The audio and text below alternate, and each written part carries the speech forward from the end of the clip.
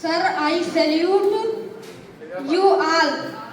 I am Mitansh Tripathi. I am student class 8. My school name is Composite School, Bishnapur Ramnagar, न्याय panchayat Lalpur Ayodhya, block Sirsiya, district Shravasti. I want to present a motivational story before you about Anmol, a district magistrate, and his teacher Mr. Sheetal sir. कहानी कहने में कोई त्रुटि होगी तो आप मुझे क्षमा कीजिएगा। कहानी इस प्रकार है। एक लड़का था जिसका नाम अनमोल था। वह बहुत गरीब परिवार से था। उसके पिताजी का निधन हो गया था बचपन में ही, और उसके माताजी सिलाई करके उसका पालन पोषण और पढ़ाई करवाती थी। वह एक इंटर कॉलेज में पढ़ता था। उस इंटर कॉलेज में एक शीतल सर पढ़ाते थे। वह एक दिन पढ़ाते समय एक उदाहरण दिया कि मैं यदि प्रत्येक बच्चों को 100 रुपए दूं तो वह उससे क्या खरीदेगा। तो एक बच्चा खड़ा होकर बताया कि सर मैं उससे चॉकलेट खरीदूंगा। सभी बच्चों ने अपनी भिन्न भिन्न इच्छाएं बताई और अनमोल लड़का उसी बीच में चुप बैठा रहा। तो शीतल सर जब उसको देखे तो अनमोल को खड़े किए और पूछा, बेटा तुम उस 100 रुपए से क्या खरीदोगे। तो अनमोल ने बताया कि सर जी मैं अपनी माँ के लिए चश्मे बनवाऊंगा। तो शीतल सर ने पूछा कि चश्मा ही क्यों बनवाओगे। तो अनमोल ने कहा कि मेरी माताजी सिलाई करती हैं और सिलाई करते समय उनके आंखें कमजोर हैं। सिलाई करते समय उनके हाथों में सुई चुभ जाती है, इसलिए मैं अपनी माँ के लिए एक चश्मा खरीदूंगा। तो उसी दिन इस बात को सुनकर शीतल सर बहुत प्रभावित हुए और उसी दिन से उस बच्चे पर विशेष ध्यान रखने लगे कि यह एक होनहार बच्चा है, आगे चलकर यह बड़ी नौकरी प्राप्त कर सकता है। उसी दिन से उसकी छोटी मोटी मदद करते रहे और वह लड़का ग्रेजुएशन की परीक्षा पास करके एक जिला अधिकारी बना। ग्रेजुएशन की परीक्षा पास करके यूपीएससी की परीक्षा पास की और वह एक जिला अधिकारी बना। जिला अधिकारी बनकर एक दिन जब वह सोच विचार कर रहे थे तब उनके मन में एक विचार आया कि आज हम शीतल सर के योगदान से यहाँ पर इस कुर्सी पर इस मुकाम तक पहुँचे हैं। तो मैं शीतल सर के बारे में पता करने उस विद्यालय में पहुँचे जिस विद्यालय में वो पहले पढ़ते थे। तो वहाँ से पता चला कि मैं कब का रिटायर हो गए हैं। तो वो कब का रिटायर हो गए हैं। तो वहाँ से उनका पुराने अभिलेखों से पता लेकर उस गांव में गए जिस गांव में वो पहले रहते थे।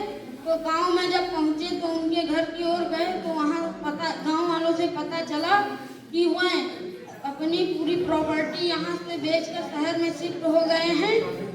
तो गांव वालों से शहर का पता लेकर मैं उस गली मोहल्ले में गए जिस गली मोहल्ले में शीतल सर रहते थे। उनके घर पहुंचकर शीतल सर का दरवाजा खटखटाया और कहा कि शीतल सर कहाँ हैं। तो उनके बेटे ने कहा कि पिताजी बाजार गए हैं, वह आएंगे, अभी वह आएंगे, काम तक आएंगे, आपसे उनसे क्या काम है। तो उन्होंने कहा कि मैंने उनसे कुछ पैसे उधार लिए थे, वह उनको देने हैं। तो उनके बेटे ने कहा पैसे मुझे दे दीजिए, मैं उनको दे दूंगा। तो उस बच्चे ने कहा, तो अनमोल ने कहा कि मैं उनसे उनका पैसा ही नहीं उनका हाल चाल पूछने आया हूँ और उनको देखने आया हूँ कि वह किस हालत में हैं।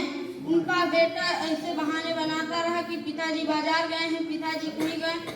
तो उनके अंगरक्षकों ने सख्त लहजे का प्रयोग करके पूछा। तब उसने बताया कि मैं अपने पिता को वृद्धाश्रम में छोड़ आया हूँ।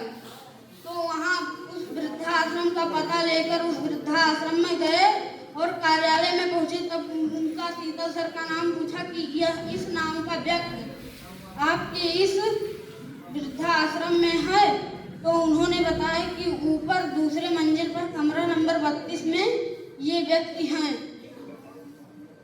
तब मैं अपने अंगरक्षकों के साथ उस कमरे में गए तो वहां पर उन्होंने देखा कि शीतल सर वृद्धावस्था में एक चारपाई पर निराश होकर लेटे हुए थे।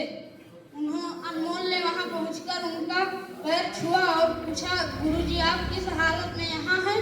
तो उन्होंने बताया कि मेरा एक नालायक बेटा मुझे वृद्धाश्रम में छोड़ गया है। मैंने कहा कि मैं एक रोटी खाकर रह लूँगा, आधी एक टाइम खाकर रह लूँगा, लेकिन वह नहीं माना और मुझको वृद्धाश्रम में छोड़ गया। तो अनमोल ने यह बात सुनकर अपने अंगरक्षकों से कहा कि शीतल सर का सब सामान इकट्ठा करके हमारी गाड़ी में शिफ्ट करवा दो। तो जब उनके अंगरक्षक उनका सामान उठाकर शिफ्ट करने लगे तो शीतल सर ने कहा कि बेटा, एक नालायक बेटा मुझे वृद्धाश्रम में छोड़ गया है और अनमोल तुम मुझे कहाँ ले जा रहे हो? तो अनमोल ने इस बात पर कहा कि गुरुजी आप मेरे साथ रहिए, जहाँ मैं रहूँगा वहाँ आप रहेंगे। और ले जाकर अपने पिता की तरह उनकी सेवा की और अंतिम संस्कार अच्छे से किया। इस कहानी से हमें यह शिक्षा मिलती है कि हमारी जो मदद करे हमें उसे कभी भूलना नहीं चाहिए। दूसरी शिक्षा हमें मिलती है कि हमें गरीब और असहाय की मदद करनी चाहिए। इसी शब्दों के साथ मैं अपनी वाणी को विराम देता हूँ। जय हिंद, जय भारत।